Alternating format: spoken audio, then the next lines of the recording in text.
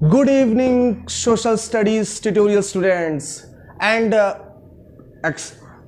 Class 10th को भी बहुत बहुत बहुत गुड इवनिंग। ठीक है, आप सभी को गुड इवनिंग। ठीक है, तो अभी क्या है कि आज का जो हमारा टॉपिक है वो है प्रोटो इंडस्ट्रियलाइजेशन। लास्ट लेक्चर में हमने दो टॉपिक पढ़े थे, एक ही टॉपिक के अंदर हमने पढ़ा था डाउन ऑफ द सेंचुरी और दूसरा पढ़ा था टू मैजिशियन। ठीक है, इन दोनों के बारे में हमने अच्छे से डिटेल में समझ लिया है।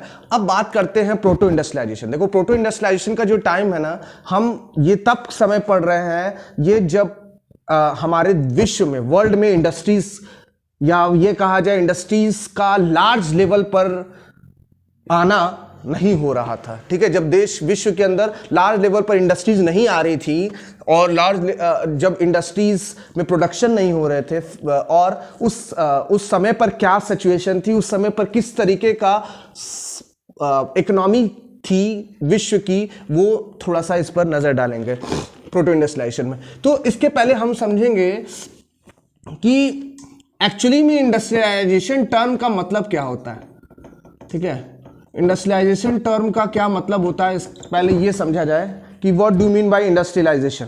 इंडस्ट्रियलाइजेशन से क्या समझते हैं? तो देखो, इंडस्ट्रियलाइजेशन दो टर्म से मिलकर के बना है, इंडस्ट्री, ठीक है, और आइजेशन। ठीक है, इंडस्ट्री और आइजेशन दो शब्दों से मिल करके बना है। इंडस्ट्री का मतलब उद्योग, सब लोग जानते हैं।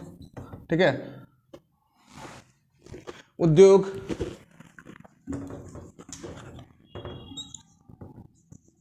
ठीक है, और आइएजम मतलब शुरुआत,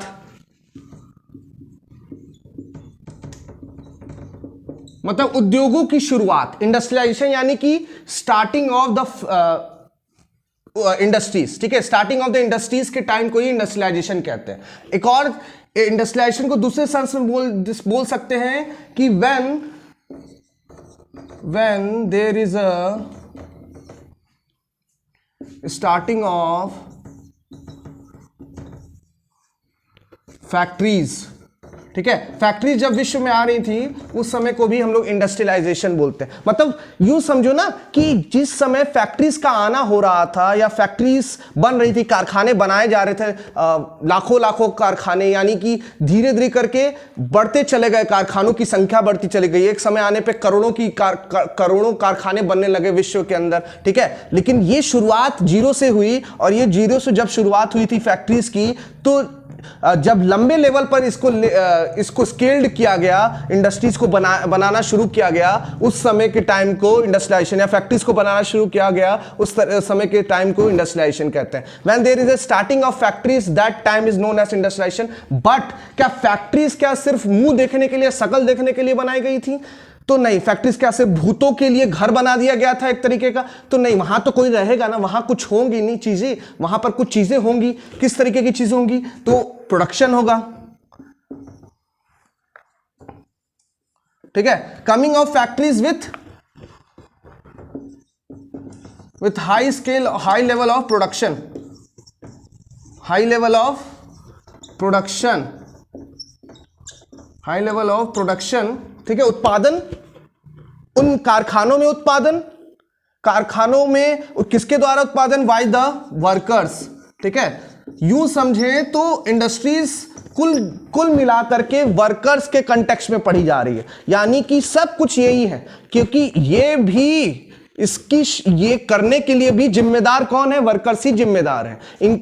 इसके पीछे सबसे बड़ा हाथ मजदूरों का है। ठीक है, पीजेंट्स का है, लेबर्स का है, यही तो है जो इंडस्ट्रियलाइजेशन की नींव रखते हैं। ठीक है, workers are the higher skilled persons who increasing the production level in any factories. ठीक है, तो यही इंडस्ट्रियलाइजेशन है। इसी टाइम को इंडस्ट्रियलाइजेशन का टाइम कहा जाता है। ठीक है, हम जब भी इंडस्ट्रीज की बात करते हैं, इंडस्ट्रियलाइजेशन की बात करते हैं, तो हमें फैक्ट्री और वर्कर्स की ही दिमाग में बातें आती हैं कि हाँ, फैक्ट्री होगा, उसमें वर्कर काम कर रहे होंगे, उसमें ये कपड़े सिलते, एक व्यक्ति होगा, एक तरीके के कुछ व्यक्ति होंगे जो कपड़े सिलते होंगे, कुछ व्यक्ति होंगे जो कपड़ों थ्रेड को एक साथ वीव करते होंगे। ठीक है, स्टिच करते होंगे। ये सभी काम अलग अलग वर्कर्स काम करते हैं। तो ये जब सिचुएशन हम देखते हैं तो हाँ, ये उद्योग होता है, इंडस्ट्री होती है, फैक्ट्री होती है। तो इस तरीके की जो हमारे अंदर इमेजिनेशन में बसी हुई है कि इंडस्ट्रियलाइजेशन किसे कहा जाता है, तो यही है इंडस्ट्रियलाइजेशन ऑल ओवर। ठीक है, पूरा कुल मिला के इंडस्ट्रियलाइजेशन की परिभाषा और इंडस्ट्रियलाइजेशन की जो एक प्रोसेस है इसी को कहा जाता है। ठीक है, industrialisation goes on with the increasing production of workers. अब दूसरी बात जो है वो ये है, तो नेक्स्ट जो पॉइंट हमें पढ़ना है वो ये पढ़ना है कि what is proto industrialisation. Proto industrialisation क्या होता है, तो देखो मेन टॉपिक पे हम लोग आ रहे हैं। इंडस्ट्रियलाइजेशन समझ लिया, अब प्रोटो इंडस्ट्रियलाइजेशन का टाइम क्या होता है। तो इस इंडस्ट्रियलाइजेशन के आइडिया में कुछ एक प्रॉब्लम है। क्या है, क्या सिर्फ और सिर्फ फैक्ट्री में ही प्रोडक्शन होता था। देखो बात बहुत गहराई है, बात में बहुत गहराई है कि क्या फैक्ट्रीज में ही प्रोडक्शन होता था, प्रोडक्शन कहीं और नहीं होते थे, या इंडस्ट्रियलाइजेशन के पहले प्रोडक्शन नहीं होते थे। तो बात को गहराई किससे समझने की जरूरत है यहाँ पर कि जितने भी कारखाने होते थे उनमें ही सिर्फ उत्पादन नहीं होता था। क्या घरों में हम कुछ बना नहीं सकते? जैसे आज भी बात किया जाए कि हम जब अपने ओल्ड ट्रेडिशनल गांव में जाते हैं, घरों में जाते हैं, तो महिलाएं खुद ही वहां पर घरों में कपड़े सिलती हैं, कपड़े बनाती हैं, कपड़े बुनती हूँ, मशीन होता है उनके पास। ठीक है, वो मशीन आवाज करता है, चलता रहता है। ठीक है, पैर से दबाती हैं महिलाएं और घुमाती रहती हैं। ठीक है, उस तरीके से मशीन को पूरा सिलती हैं, कपड़े को पूरा सिलती हैं। इस तरीके से प्रोडक्शन होते थे, ये याद रखिएगा, प्रोडक्शन होते थे बिना मशीन के। फैक्ट्रीज मीन्स मशीन, वर्कर्स भी होते हैं मशीन, बिना मशीन के फैक्ट्री नहीं, मशीन प्लस वर्कर्स। ठीक है, ये दोनों ही मिलाकर के फैक्ट्री का निर्माण करते हैं। मशीन नहीं होंगे, वर्कर्स नहीं होंगे तो फैक्ट्री का कोई मतलब नहीं है। तो मशीन तो पहले भी थे, बस ये है कि एक ऑर्गेनाइज्ड वे नहीं था काम को करने का। ये नहीं है कि मतलब अगर आप एक ही काम में लगे हुए हैं तो उसी में लगे रहे, मतलब 24 घंटा 18 घंटा लगे रहे, वो फैक्ट्री कहलाएगी। That is the working of factory. ठीक है, that is the time limit of factory. But before that the production was going on. ठीक है, बिफोर, ठीक है, तो उसके पहले प्रोडक्शन चलते थे। ऐसा नहीं है कि प्रोडक्शन नहीं चलते थे, उसके पहले भी प्रोडक्शन होते थे। ठीक है, बिफोर फैक्ट्रीज, फैक्ट्रीज के आने से पहले भी प्रोडक्शन हाई होते थे, हैवी लेवल पर इंटरनेशनल ट्रेड होता था। There is a high level of production. ठीक है, हाई स्केल पर प्रोडक्शन होता था, बस उस समय पर फैक्ट्रीज नहीं थी। ठीक है, इंडस्ट्रीज नहीं थी, फैक्ट्रीज नहीं थी, फैक्ट्रियों में काम नहीं होता था, कोई टाइम बंधा नहीं होता था। जब चाहे तब काम करने लगे, जब चाहे तब काम बंद कर दें, जब चाहे तब शुरू और बंद हमारे हाथ में। ठीक है, ये सभी चीजें उस समय पर हमारे हाथ में होती थी, बिफोर फैक्ट्रीज के पहले। ठीक है, प्रोडक्शन तो होते थे, हाई स्केल प्रोडक्शन होते थे। Result into,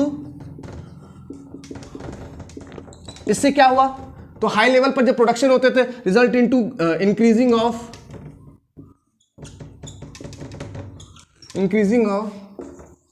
market. ठीक है, international market of international level. ठीक है, इंटरनेशनल लेवल पे मार्केट होती थी इसकी। ठीक है, इंटरनेशनल लेवल पर मार्केट होती थी, तो बहुत बड़ा पैमाना था। तो इस टाइम को, इस समय को रिफर्स किया जाता है एज, refers to as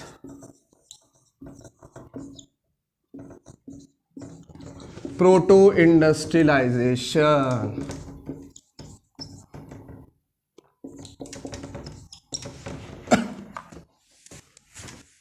ठीक है, प्रोटो इंडस्ट्रियलाइजेशन, इस टाइम पीरियड को हम लोग प्रोटो इंडस्ट्रियलाइजेशन के नाम से जानते हैं। Proto means before coming of the factory के टाइम को प्रोटो इंडस्ट्रियलाइजेशन का टाइम बोला जाता है। ठीक है, बहुत सारे हिस्टोरियंस इसको इसी नाम से जानते हैं। ठीक है, बहुत सारे इतिहासकार प्रोटो इंडस्ट्रियलाइजेशन के टाइम पीरियड को, उस समय के टाइम पीरियड को प्रोटो इंडस्ट्रियलाइजेशन के नाम से ही जाना जाता था और लोग जानते थे। ठीक है, आई होप कि आपको ये प्रोटो इंडस्ट्रियलाइजेशन समझ में आया होगा। ये हमारा टॉपिक था प्रोटो इंडस्ट्रियलाइजेशन, छोटा सा। ठीक है, मैंने इसे आप लोगों के लिए सोचा था कि हाँ तुरंत इसको लेक्चर सीरीज में ज्वाइन कर दूं। तो आई होप कि आपको ये समझ में आया होगा प्रोडक्टिव इंडस्ट्रियलाइजेशन। अगर आपको ये पसंद आया हो और कोई मेरे चैनल पे न्यू हो तो please like, subscribe and share कर दीजिएगा और बेल आइकन जोर से दबाइएगा। Thank you.